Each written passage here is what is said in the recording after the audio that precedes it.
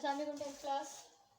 हम previous lecture में पढ़ रहे थे कि ब्रीदिंग मैकेनिज्म क्या होता है। ब्रीदिंग मैकेनिज्म में हमने 2 स्टेप्स पढ़े थे, इनहेलेशन और एक्सहेलेशन, या फिर ब्रीदिंग इन और ब्रीदिंग आउट, ठीक है, जिसको हम कहते हैं। तो आज आप पढ़ोगे कि वो जो ब्रीदिंग का मैकेनिज्म है ये कंट्रोल कैसे होता है। हर चीज़ हमारी बॉडी की, हर चीज़ हमारा ब्रेन कंट्रोल करता है ना, तो ब्रीदिंग को ब्रेन कैसे कंट्रोल कर रहा है। अब ब्रीदिंग हमारे लिए वॉलंटरी एक्शन तो नहीं है, यानी हम उसको खुद तो कंट्रोल नहीं कर सकते अपनी विल से कि अब मेरा दिल कर रहा है सांस लेना है तो ले लिया, अब दिल कर रहा है नहीं तो फिर नहीं लेना, ऐसा तो नहीं हो सकता। तो breathing is an involuntary action which is controlled from our brain. तो ब्रेन कैसे ब्रीदिंग को कंट्रोल करता है, कब उसे पता चलता है कि ब्रीदिंग रेट फास्ट करना है, कब स्लो करना है, ठीक। तो इस वाले मैकेनिज्म को हम पढ़ेंगे। जो ब्रेन का पार्ट है, brain has a respiratory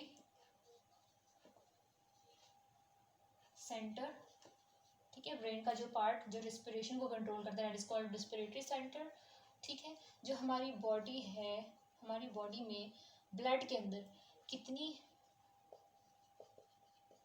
carbon dioxide है, ये चीज़ जाके ब्रेन को मैसेज देती है कि ब्रीदिंग रेट कितना रखना है बॉडी का, ठीक है। ब्रीदिंग रेट, ब्रीदिंग की रिक्वायरमेंट कितनी है, बॉडी की रिक्वायरमेंट कितनी है, ठीक है। अब इस चीज़ को आप ऐसे समझो कि जब आप नॉर्मल डेज में होते हो, जब आप कोई ख़ास फिजिकल एक्टिविटीज़ नहीं कर रहे होते, यानी आपकी बॉडी रेस्ट पे है या नॉर्मल कंडीशंस में है, आप कोई रनिंग नहीं कर रहे, कोई एक्सरसाइज नहीं कर रहे, ठीक है।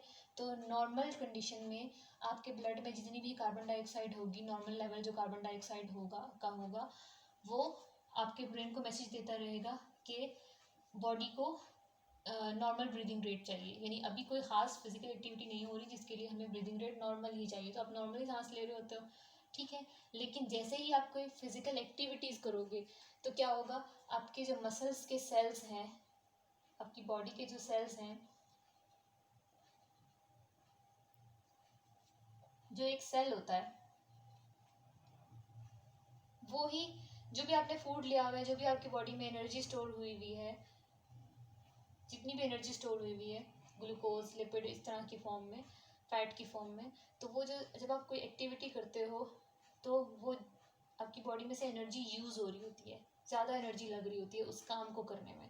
तो जब आपकी एनर्जी खर्च हो रही है तो आपका जितना भी फूड स्टोर्ड फॉर्म में आपकी बॉडी में पड़ा हुआ है, ठीक है, स्टोर्ड एनर्जी पड़ी हुई है, वो सारे मॉलिक्यूल्स, एक सेल उनको यूटिलाइज करके जल्दी जल्दी एटीपी बनाता है। एटीपी क्या था, एनर्जी की करेंसी या एनर्जी का मॉलिक्यूल आप कह लो इसको, ठीक है, एनर्जी पैकेट कह लो आप इसको, ठीक।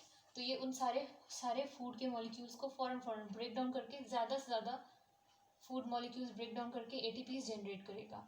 जब ये एटीपीज जनरेट करेगा तो ATP will meet your energy need, आपके मसल्स को जितनी भी एनर्जी चाहिए वो एटीपी फ़ौरन से प्रोवाइड करेंगे जाके, ठीक है। तो आपकी एनर्जी नीड को पूरा करने के लिए सेल, ये जो फूड की ब्रेक डाउन करता है जिसको हम कहते थे सेलुलर रेस्पिरेशन, तो इस प्रोसेस के लिए इसे रिक्वायर्ड क्या होता है, इसको ऑक्सीजन रिक्वायर्ड होती है। और as a result of this, ये जो सेलुलर रेस्पिरेशन हो रही है, फूड की ब्रेक डाउन हो रही है, तो as a result of this कुछ वेस्ट निकलता है, कुछ एग्जॉस्ट होता है, दैट इज कार्बन डाइऑक्साइड। तो जब ये रिएक्शंस बहुत ज़्यादा हो रहे हैं, यानी कि सेलुलर रेस्पिरेशन बहुत ज़्यादा रेट पे स्टार्ट हो गई है, तो ज़्यादा ऑक्सीजन रिक्वायर्ड है और ज़्यादा कार्बन डाइऑक्साइड जनरेट हो रही है। अब यही कार्बन डाइऑक्साइड इस सेल की किसी भी क्लोज, जो नियर इसके ब्लड वेसल पास हो रही होगी, ये कार्बन डाइऑक्साइड उस ब्लड वेसल में मूव कर जाएगी, उस ब्लड के अंदर डिफ्यूज़ हो जाएगी, ठीक है, क्योंकि सेल के आसपास कार्बन डाइऑक्साइड बहुत ज़्यादा हो गई है, जनरेट हो रही है, ठीक है। और वो जो ब्लड वेसल है उसके अंदर कार्बन डाइऑक्साइड नहीं है, कम है, ठीक है। तो हायर कॉन्सेंट्रेशन एरिया से ये फ़ौरन से ब्लड के अंदर मूव कर जाएगी। तो वही ब्लड जब बॉडी में सर्कुलेट करेगा और जब वो ब्रेन में से पास करेगा तो ब्रेन के रिस्पिरेटरी सेंटर को वो ट्रिगर कर देगा कि बॉडी में कार्बन डाइऑक्साइड का लेवल इंक्रीज हो रहा है। इट मीन्स कि ब्रीदिंग फास्ट करनी है। ब्रीदिंग फास्ट करने से क्या होगा, ऑक्सीजन कम हो रही है ना, कार्बन डाइऑक्साइड ज़्यादा हो रहा है, इसका ये मतलब है ऑक्सीजन कम हो गई है, कार्बन डाइऑक्साइड ज़्यादा हो गई है, तो ब्रीदिंग फास्ट करो, ब्रीदिंग रेट फास्ट करो, ठीक है, ताकि जितनी ऑक्सीजन रिक्वायर्ड है वो बॉडी को मिलती रहे। ठीक, ऑक्सीजन डेफिशिएंसी ना हो जाए बॉडी में। तो अब क्या होगा, वो जो कार्बन डाइऑक्साइड की हाई अमाउंट वाला ब्लड ब्रेन में जाएगा। ब्रेन का respiratory centre is sensitive for carbon dioxide concentration. जब कार्बन डाइऑक्साइड की ज़्यादा कॉन्सेंट्रेशन उसके कांटेक्ट में आएगी तो वो फ़ौरन से आपके जो चेस्ट कैविटी में मसल्स हैं, इंटरकोस्टल मसल्स और जो आपकी डायफ्राम है, उसको मैसेज देगा, ब्रेन उसको ऑर्डर करेगा कि ब्रीदिंग फास्ट रेट पे करनी है, तो आपकी ऑटोमेटिकली ब्रीदिंग फास्ट रेट पे हो जाएगी। ठीक है, तो इस तरह आपका ब्रीदिंग का मैकेनिज्म कंट्रोल होता है। ठीक है,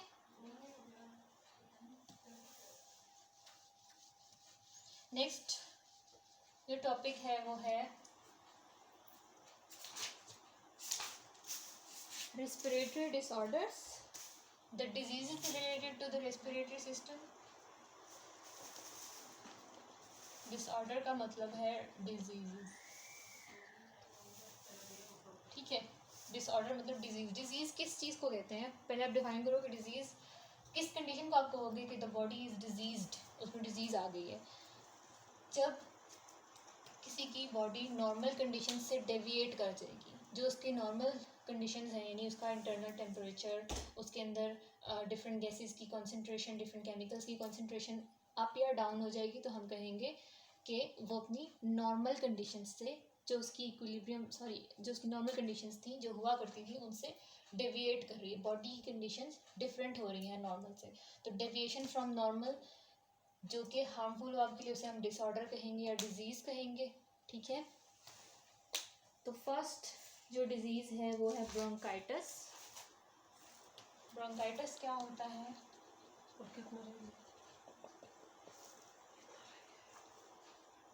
ब्रोंकाइटिस क्या होता है, आपके जितने भी एयर पैसेज वेज हैं, ये ब्रोंकाई हैं लंग्स के अंदर, जो एयर ट्यूब्स हैं, वो ट्यूब्स उनमें स्वेलिंग हो जाएगी। ब्रोंकाइटिस क्या है, स्वेलिंग ऑफ ब्रोंकाई। ठीक है, उनमें स्वेलिंग हो जाएगी, उनकी इंटरनल लाइनिंग में स्वेलिंग होगी। तो क्या होगा, अगर एक ब्रोंकस का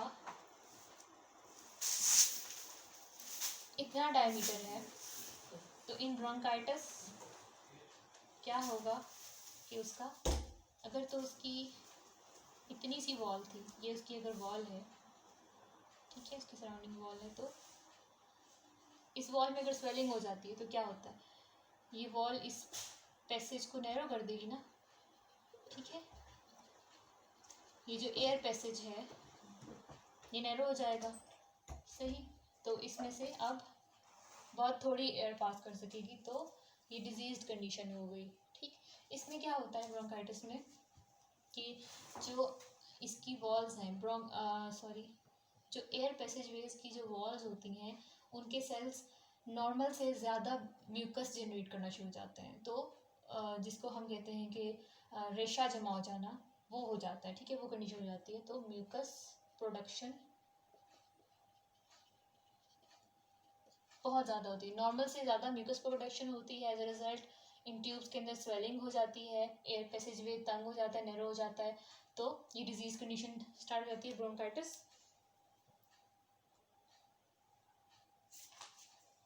हम इसकी रीज़न देखते हैं। ये तो आपने कंडीशन बताई कि इसमें होता क्या है, swelling of bronchi and more mucus production. ठीक है, narrowing of the air passageways. ठीक, ये तो आपने कंडीशन बनाई। अब बताइए, अब इसकी कॉज क्या है, किस वजह से ये होता है। कॉज है स्मोकिंग, ठीक है, या इस तरह के कुछ भी इरिटेंट्स यूज करना,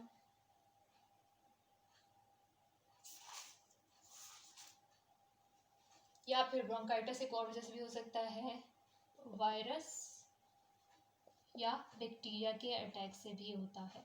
ठीक है, सर्टेन वायरसेस एंड बैक्टीरिया ऐसे हैं जो ब्रोंकाइटिस कॉज कर सकते हैं, और स्मोकिंग भी इसकी कॉज हो सकती है। ठीक है,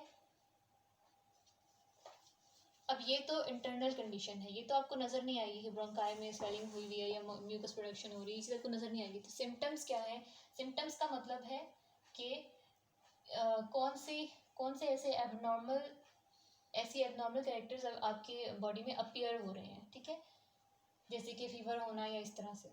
तो वो जो एबनॉर्मेलिटीज जो आपको दिखाई दे रही हैं, जो ऑब्जर्वेशन में आ रही हैं, उनको हम सिम्टम्स कहते हैं। तो इस डिजीज़ के सिम्टम्स क्या क्या होते हैं कि आपको ब्रीदिंग है वो बहुत स्लो करोगे, यानी आप लंबा सांस नहीं ले सकते, ब्रीदिंग रेट स्लो हो जाएगा आपका, क्योंकि आपकी जो ब्रोंकाई है वो बहुत नैरो है, ठीक है। तो सांस लेने में तकलीफ होगी, यानी कि दम घुटेगा जैसे होता है, ठीक।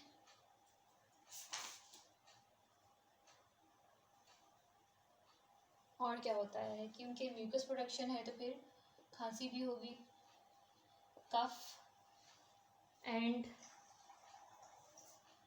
और जो गले में से सांस लेते वक्त कुछ जैसे सीटी की आवाज़ नहीं आती, इस तरह से कुछ साउंड्स प्रोड्यूस होंगे। जब आप ब्रीदिंग कर रहे होगे तो आपका जो फेरिंग्स है वहाँ से साउंड्स आपको सुनाई देंगी।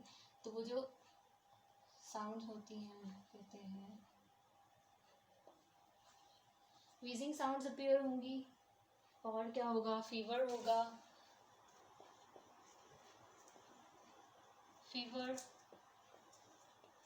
चिल्स यूज होता है, ठंड लगना, ठीक है। तो ये सारे सिम्टम्स हैं ब्रोंकाइटिस के। और ब्रोंकाइटिस की 2 टाइप्स होती हैं, कि जो बीमारी है ये डिजीज की 2 टाइप्स हैं। One is acute and the other is chronic. Acute जो वर्ड है it is used in biology for those disease, those conditions जो कि कुछ अरसे के लिए होती हैं, ठीक है, शॉर्ट टर्म होती है। एक्यूट मीन शॉर्ट टर्म, ठीक है। अगर 1 to 2 वीक्स के लिए ब्रोंकाइटिस रहता है और फिर वो जो पेशेंट है वो क्योर हो जाता है, तो फिर हम क्या कहते हैं कि that was acute bronchitis, short term bronchitis. इसकी 1 to 2 वीक ड्यूरेशन होती है और इसमें लंग्स को कोई परमानेंट डैमेज नहीं होता, लंग्स 100% रिकवर कर जाते हैं, ठीक है। Second type is